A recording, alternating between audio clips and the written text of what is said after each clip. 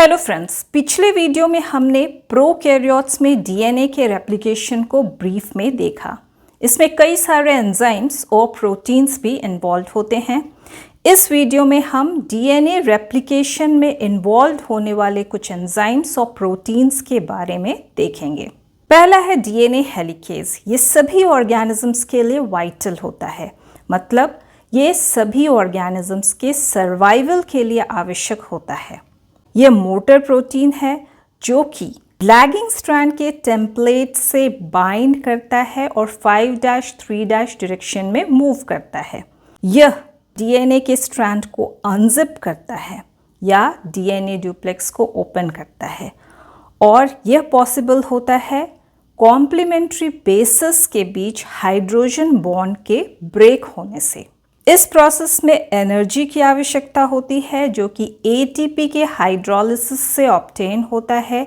पर base pair एक ATP use होता है, तो यह डीएनए के दोनों स्ट्रैंड्स को सेपरेट करके रेप्लिकेशन फोक के फॉर्मेशन में हेल्प करता है। इस तरह से डीएनए के दो सिंगल स्ट्रैंड मिलते हैं, तो हम कह सकते हैं कि यह सिंगल स्ट्रैंड टेम्पलेट प्रोवाइड करता है जिसकी आवश्यकता डीएनए के रेप्लिकेशन में पड़ती है, या जो डीएनए के रेप्लिकेशन में पार्टिसिपेट करता है। डीएनए हेलिकेज के एग्जाम्पल है ई कोलाई में डीएनए बी, यह हेक्सामर होता है। यूकैरियोट्स में एमसीएम, तो ये है डीएनए ड्यूप्लेक्स। हेलिकेज एंजाइम इस 5-3' टेम्पलेट से बाइंड करके इसके अलोंग 5-3' डायरेक्शन में मूव करता है और कॉम्प्लीमेंट्री बेसिस के बीच हाइड्रोजन बॉन्ड को ब्रेक करके डीएनए के दो स्ट्रैंड को सेपरेट करता है या ड्यूप्लेक्स को ओपन करता है, जिसकी वजह से रेप्लिकेशन फोक बनता है। तो हेलिकेज सिंगल स्ट्रैंड टेम्पलेट का फॉर्मेशन करता है, या फिर हेलिकेज की वजह से सिंगल स्ट्रैंड टेम्पलेट मिलते हैं जो कि डीएनए के रेप्लिकेशन में इन्वॉल्व होते हैं। दूसरा है सिंगल स्ट्रैंड बाइंडिंग प्रोटीन। यह डीएनए के सिंगल स्ट्रैंड से बाइंड करते हैं जब डीएनए के दोनों स्ट्रैंड सेपरेट हो जाते हैं, और इस तरह से ये डीएनए के दोनों स्ट्रैंड्स के रीवाइंडिंग को प्रिवेंट करते हैं, या अन्य शब्दों में ये ड्यूप्लेक्स या फिर सेकेंडरी स्ट्रक्चर के फॉर्मेशन को प्रिवेंट करते हैं, और ये मोनोमर के रूप में बाइंड करते हैं। बट इनकी बाइंडिंग कोऑपरेटिवली होती है, क्योंकि एक सिंगल स्ट्रैंड बाइंडिंग प्रोटीन जब डीएनए के सिंगल स्ट्रैंड से बाइंड करता है तो ये अन्य सिंगल स्ट्रैंड बाइंडिंग प्रोटीन के बाइंडिंग को फैसिलिटेट करता है। यह टेट्रामर है, नॉन कैटालाइटिक है, सीक्वेंस इंडिपेंडेंट है, अर्थात यह डीएनए स्ट्रैंड के किसी भी सीक्वेंस से बाइंड कर सकता है। तो single strand binding protein DNA के सिंगल स्ट्रैंड से बाइंड करके इसे सेमी एक्सटेंडेड पोजीशन में होल्ड करता है, जिसकी वजह से ये डीएनए रेप्लिकेशन मशीनरी के लिए ज़्यादा एक्सेसिबल होता है, अर्थात इससे डीएनए रेप्लिकेशन मशीनरी आसानी से बाइंड कर सकते हैं।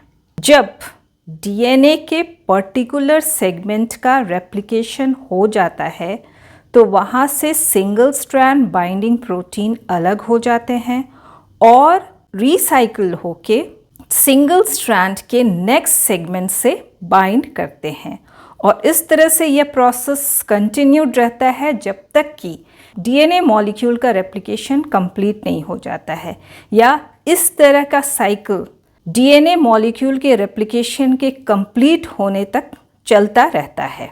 तीसरा है प्राइमेज। यह आरएनए प्राइमर के सिंथेसिस को कैटालाइज करता है। प्राइमर का साइज होता है <15 न्यूक्लियोटाइड। डीएनए पॉलीमरेज के लिए डीएनए स्ट्रैंड के इलॉन्गेशन या डीएनए स्ट्रैंड के सिंथेसिस के लिए 3' की आवश्यकता होती है, इसलिए डीएनए पॉलीमरेज नए स्ट्रैंड के सिंथेसिस को प्राइम नहीं कर सकता या स्टार्ट नहीं कर सकता है। इसके लिए प्राइमर की आवश्यकता होती है जो कि डीएनए पॉलीमरेज को 3' ग्रुप प्रोवाइड करता है। प्राइमेज आरएनए पॉलीमरेज का टाइप है। यह सबसे एरर प्रोन होता है और स्लो होता है।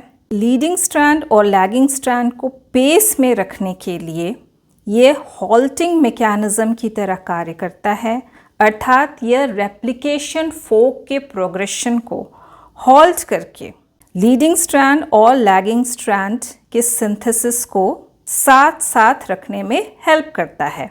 प्राइमेज का एग्जाम्पल है इकोलाई में डीएनएजी जो मोनोमर है और ये लैगिंग स्ट्रैंड के लिए प्राइमर का फॉर्मेशन करता है, और आरएनए पॉलीमरेज लीडिंग स्ट्रैंड के लिए प्राइमर की सिंथेसिस करता है या फॉर्मेशन करता है। आरएनए पॉलीमरेज मल्टी सब यूनिट होता है। यूकैरियोट्स में डीएनए पॉलीमरेज अल्फा पॉलीमरेज और प्राइमेज दोनों एक्टिविटी शो करता है। यह टेट्रामर होता है जो कि हेट्रोडाइमरिक है, 2 सब यूनिट पॉलीमरेज की तरह कार्य करता है और 2 सब यूनिट प्राइमेज की तरह कार्य करता है। तो डीएनए स्ट्रैंड के सेपरेशन से रेप्लिकेशन फोक बन जाता है। प्राइमेज एंजाइम प्राइमर की सिंथेसिस करता है, उसके बाद प्राइमेज डीएनए पॉलीमरेज के द्वारा रिप्लेस हो जाता है, जो कि डीएनए स्ट्रैंड की सिंथेसिस या डीएनए स्ट्रैंड का इलोंगेशन करता है। और इस तरह से जब यह प्रोसेस कंप्लीट हो जाता है तो एक डीएनए मॉलिक्यूल से 2 डीएनए मॉलिक्यूल्स बन जाते हैं। इसे ही हम डीएनए का रेप्लिकेशन कहते हैं। तो ये थी आज की वीडियो। अगर आपको ये वीडियो पसंद आई हो तो इसे लाइक करें, शेयर करें और मेरे चैनल को सब्सक्राइब करना ना भूलें। Thank you.